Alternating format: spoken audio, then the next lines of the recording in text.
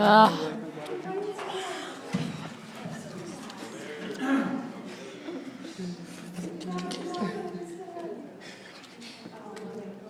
right. Okay, so me and Morgan decided to do relationships because we both had our share of relationships that haven't been so good, I guess. So we decided to talk about them and try to give you, since we've been through it, and I'm sure some of you have been through bad relationships, but the ones who haven't and the ones who are young, we kind of want to lead you on the right track with relationships. And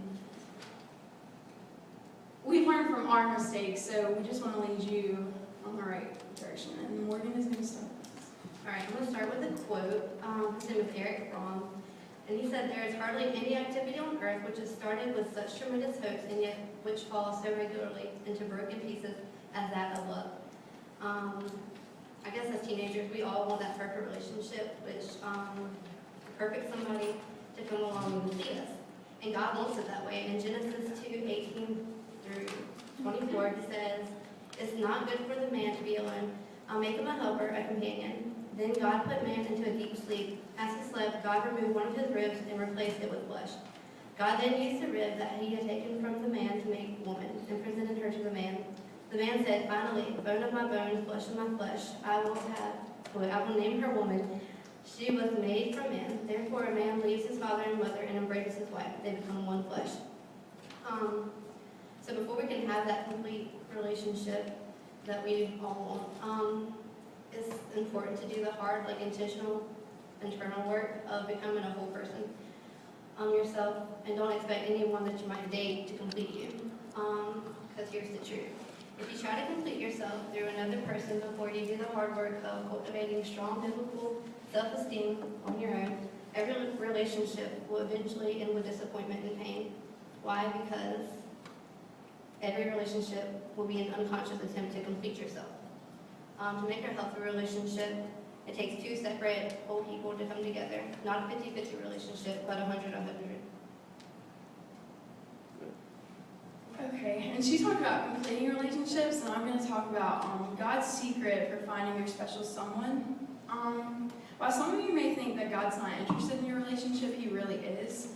And this verse kind of describes it, Colossians 1:16. "For everything, absolutely everything, above and below, visible and invisible, rank after rank of angels, everything got started in Him, and everything finds a purpose in Him."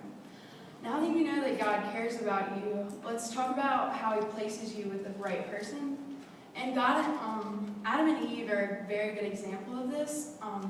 The first thing is that with Adam, he met his master first, and then God gave him his mission, and then God gave him his mate. So the whole thing of this, only after Adam knew his master and his mission did God give him his mate. Which I think this can speak to all of us, because today in youth want to rush into relationships, want to always have a boyfriend or have a girlfriend, and they always don't work out. I can speak for myself. I always wanted to have a boyfriend there. I wanted to have somebody, and it wasn't. If the relationship is not godly and not pure, honestly, in my opinion, it's not going to work. Because I've seen it so many times with teenagers or adults where God is not the center of the relationship and it's not pure, and it always ends in destruction and things like that. I've realized waiting for the one that God has best for me is the right thing to do, because you feel more whole that way, to me. Let's see. Before you date, think of your purpose in life and where you're going.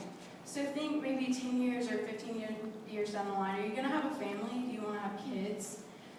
Your purpose in life can lead you to that perfect person later in your life. You don't always have to have them right up front, always have to have that boyfriend or that girlfriend. I also have another thing about purpose. Purpose is an internal sense of meaning that characterizes our life. It is the North Star that keeps us heading in the right direction.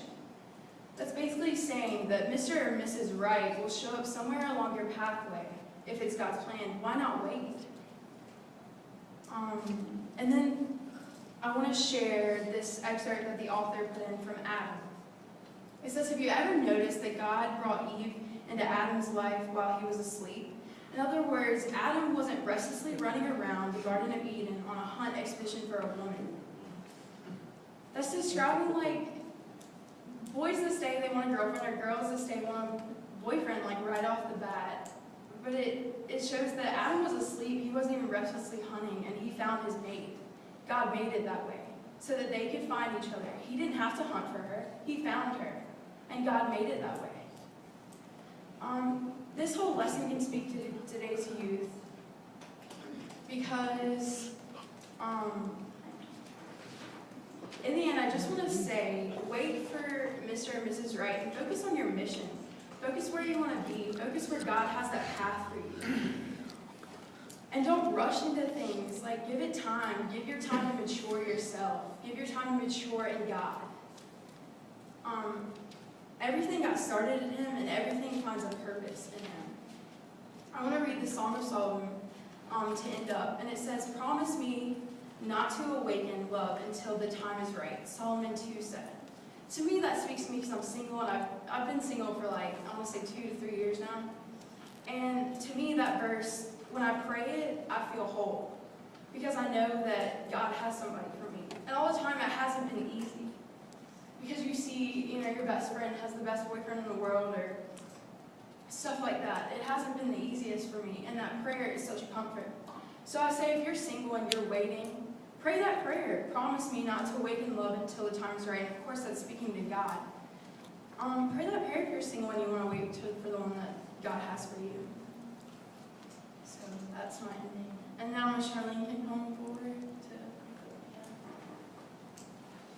If everybody would bow their heads, please. Tonight, if any of our messages spoke to you or anything like that, and you feel like, and you're not a Christian, and you have not been saved, and you feel it in your heart that God is telling you, get saved, you can raise your hand, you can trust us. Everybody's eyes are closed. If anybody wants to accept God in their heart. Well, even if you don't, say any of our message spoke to you. Say you've had a bad relationship, or God's not in your relationship and it spoke to you.